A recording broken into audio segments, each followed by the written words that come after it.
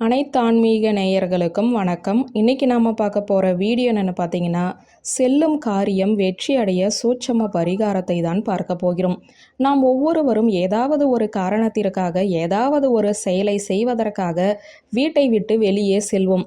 அவ்வாறு செல்லும் அந்த செயல் எந்தவித தடைகளும் இல்லாமல் வெற்றிகரமாக நடக்க வேண்டும் என்று தான் எதிர்பார்ப்போம். ஆனால் இது பலருக்கும் வெற்றிகரமாக நடைபெறாது. ஒரு சிலருக்கு மட்டுமே நடைபெறும். மீதம் இருப்பவர்களுக்கு ஏதாவது ஒரு தடைகள் ஏற்பட்டு நாளை செல்ல வேண்டும் அல்லது ஒரு வாரம் கழித்து செல்ல வேண்டும் அல்லது அந்த செயலை நடைபெறாமல் நின்று விடுவது, இப்படி பல விதங்களில் அந்த காரியம் நடைபெறாமல் போய்விடும். அப்படிப்பட்ட சூழ்நிலையில் என்ன எளிமையான பரிகாரத்தை நாம் செய்தால் நாம் செல்லும் காரியத்தில் நமக்கு எந்தவித தடைகளும் இல்லாமல் வெற்றிகள் உண்டாகும் என்றுதான் இந்த வீடியோவில் நாம் பார்க்க போகிறோம்.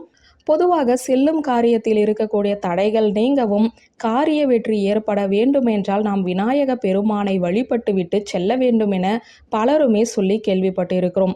இவர் முழு முதல் கடவுளாக திகழக்கூடியவர். எந்த தெய்வத்தை நாம் வழிபடுவதாக இருந்தாலும் முதலில் நாம் குல தெய்வத்தை வழிபட்டுவிட்டு இரண்டாவதாக விநாயகரை வழிபட வேண்டும். பிறகுதான் நாம் வழிபட வேண்டிய தெய்வத்தை நினைத்து வழிபட வேண்டும். ஆனால் இந்த வீடியோவில் நாம் எந்தவித தெய்வத்தையும் வழிபட போவது கிடையாது. ஒரு பொருளை மட்டுமே நாம் சாப்பிட வேண்டும், அவ்வளவுதான். மிகவும் இனிமையான இந்த பரிகாரம் பலரும் அனுபவபூர்வமாக செய்து பலன் அளித்த பரிகாரமாகத்தான் இது இருக்கிறது.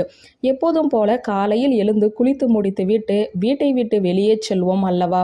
அவ்வாறு வெளியே செல்வதற்கு முன்பாக, அதாவது நிலைவாசலை தாண்டுவதற்கு முன்பாக 2 துளசி இலைகளை வாயில் போட்டு நன்றாக மென்று முழுங்கிவிட்டு பிறகுதான் தலைவாசலை தாண்டி செல்ல வேண்டும்.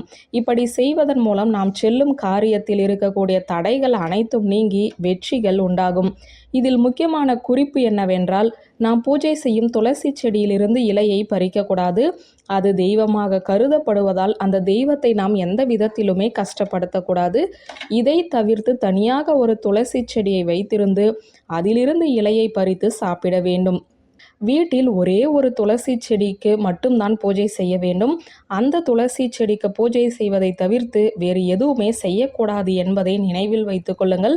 மற்றபடி மருத்துவ ரீதியாகவும் மருந்தாகவோ அல்லது பூஜை அறையில் தீர்த்தத்தில் போடுவதற்காகவோ அல்லது அழகு சம்பந்தப்பட்ட பிரச்சனைகளை தீர்ப்பதற்காகவோ துளசி வேண்டும் என நினைப்பவர்கள் தனியாக வேறொரு தொட்டியில் துளசி செடியை வாங்கி வைத்து வளர்க்க வேண்டும்.